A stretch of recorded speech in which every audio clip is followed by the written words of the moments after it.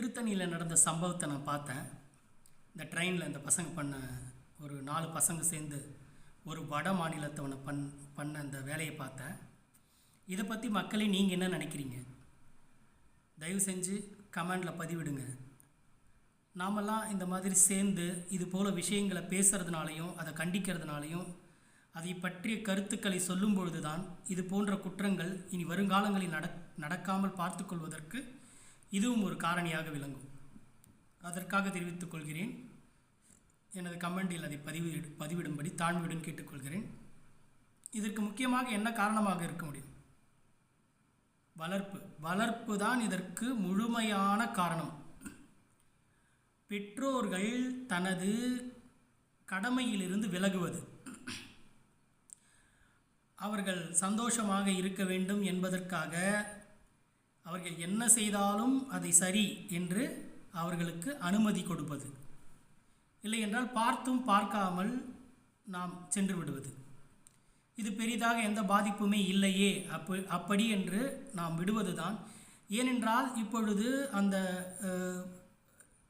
ட்ரெயினில் நடந்த விஷயத்தை பற்றி நம்ம பேசிக்கிட்டே இருந்து அதை பற்றியே நம்ம இது பண்ண தேவையில்லை, பேச வேண்டிய அவசியம் இல்லை. ஏன்னா அது நடந்து போகிற விஷயத்தை திரும்பவும் பேசி அதை நினைத்து ரணமாவதை விட இனி அது நடக்கக்கூடாது என்றால் இனி வரும் காலங்களில் அது போன்று நடக்கக்கூடாது என்பதற்காக குழந்தைகளிலிருந்து எல்லா பெற்றோரும் நான் சொல்கிறேன், ஒரு ரெசல்யூஷன் எடுத்துங்க. பாசம்ன்ற பேரில் நான் எந்த தவறையும் என் குழந்தைக்கிட்ட நான் அனுமதிக்கவே மாட்டேன். அவனை இந்த சமுதாயத்துக்கு நான் ஒரு நல்ல குழந்தையாக கொடுத்துட்டு போவேன் அப்படின்னு சொல்லிட்டு ஒவ்வொரு திருமணமாகிற தம்பதியினரும் இதை நீங்கள் எடுத்துக்கோங்க. உங்களுக்கு எத்தனையோ கண்டிப்புகள் நடந்திருக்கலாம், உங்களுக்கு எத்தனையோ தவறாக உங்களை கண்டித்திருக்கலாம். அதையெல்லாம் காரணமாக காட்டிக்கொண்டு என் குழந்தை ஏதோ சந்தோஷமாக இருக்கட்டும் என்பதற்காக நான் விட்டு விடுகிறேன் என்ற அந்த மனநிலைமைக்கே போக வேண்டாம். அது உங்களையும் பாதிக்கும், வருங்காலத்தில் இந்த நாட்டையும் இந்த நாட்டு மக்களையும் பாதிக்கும். அது போன்ற ஒரு செயல்தான் இப்பொழுது நடந்திருக்கிறது.